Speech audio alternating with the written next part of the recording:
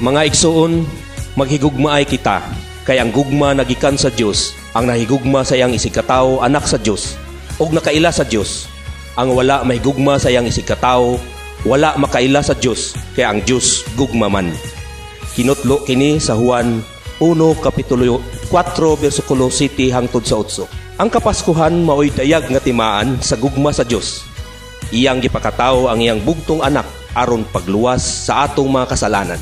Kini si Kagawad Rinaldo Bradley Abing nagatimbayakan ninyo og malinawong Pasko ug mabungahong bag-ong tuig kanatong tanan.